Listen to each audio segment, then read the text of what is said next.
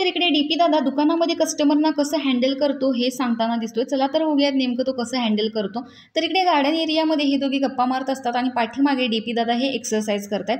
तर डीपी सांगतो की दुकानामध्ये खूप अशा क्रिटिकल गोष्टी असतात ज्या की मी हँडल करतो, पण मग अंकिता विचारते आता कोण करतं? तर तो म्हणतो की दादा आहे, बाबा आहे। तर दादा कोण आहेत? तर तो सांगतो काकांचा मुलगा आहे, कधी तर बहीण येते आणि बाकीचा जो स्टाफ आहे हे बघतात, पण काही क्रिटिकल कस्टमर असतात त्यांना हँडल करायला ते माझ्याकडे पाठवतात। कारण काही कस्टमरचं मटेरियल आलं नसतं, त्यांनी जे चलन घेतलेलं असतं त्या गोष्टी त्यांना पोचलेल्या नसतात, त्याच्यामुळे ते जे कस्टमर आहेत ते त्यांना व्यवस्थित उत्तरं देत नाहीत। म्हणजे बाबा असतील, दादा, स्टाफ असेल, मग त्या कस्टमरना ते माझ्याकडे पाठवतात आणि मी त्यांना हँडल करतो। मी त्यांचं चलन बघतो, मग कुठलं मटेरियल आलं नाही, हां ठीक आहे, तुम्ही कोणतं कापड घेतलेलं होतं, आणि मी डायरेक्ट फोन लावतो। मी कस्टमरसोबत बोलतच नाही आणि मी तिसऱ्या व्यक्तीला फोन लावून त्याच्याशी बोलत बसतो। कस्टमरसोबत बोललं ना तो इन्व्हॉल्व होतो। मग त्याचं असं असतं की साहेब मला कामं आहेत, हे पटकन करा। मग मी फोन करून म्हणतो की साहेब कस्टमर थांबले आहेत, 9 दिवस झाले, कस्टमर जास्तीत जास्त 10 दिवस थांबेल, 7 दिवस झालं तरी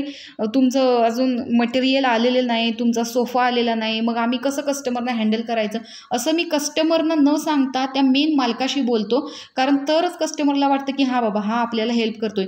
तर अशा प्रकारे मी वेगवेगळ्या बऱ्याच पद्धतीचे काय काय कस्टमर असतात त्यांना मी हँडल करत असतो, असं इकडे धनंजय सांगतोय। हा व्हिडिओ बघता बघता तुम्ही पाठीमागे बघितलं का सूरज काय करतोय? कारण सूरज हे खूप मन लावून सफाईचं काम करताना दिसतोय, त्याच्याकडे क्लिनिंगची ड्युटी आहे, तर तो गार्डन एरिया साफ करताना दिसतोय। एक ना एक उशी जिथं पडलेली आहे ती तो झटकून ठेवतोय, सोफा साफ करतोय, ते खांब पुसून घेतोय।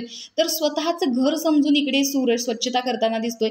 तर तुम्हाला यातला कोणता पार्ट जास्त आवडला हे कमेंट बॉक्समध्ये नक्की सांगा। अशाच व्हिडिओसाठी आपल्या चॅनलला सबस्क्राईब करा।